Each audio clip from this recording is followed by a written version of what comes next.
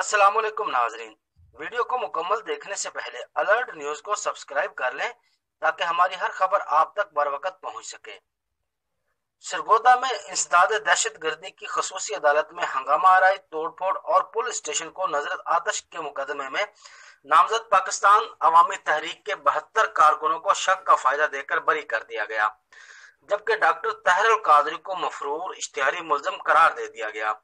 इनकी गिरफ्तारी पर इनका जराये के मुताबिक अगस्त 2014 को नवाज शरीफ हुकूमत के खिलाफ एहतजाज के दौरान हंगामा आराई और तोड़ फोड़ किया गया। थाना कायदाबाद खुशाब को नजर आतश कर दिया गया। पाकिस्तान अवामी तहरीक के सरबराह डॉक्टर तहर अल कादरी समेत 73 मुल्जमान के खिलाफ दहशत गर्दी समेत दीगर दफात के तहत मुकदमा दर्ज कर लिया गया था। इंसदाद दहशत गर्दी की खसूसी अदालत ने मुकदमे की समाअत करते हुए 72 मुल्जमान को शक का फायदा देकर बरी कर दिया, जबकि बार बार तलब करने के बावजूद अदालत में पेश न होने पर डॉक्टर तहर अल कादरी को मफरूर इश्तिहारी मुल्ज़िम करार दे दिया गया। अदालत ने हुक्म दिया कि डॉक्टर तहर अल कादरी की गिरफ्तारी का फैसला बाद में किया जाएगा।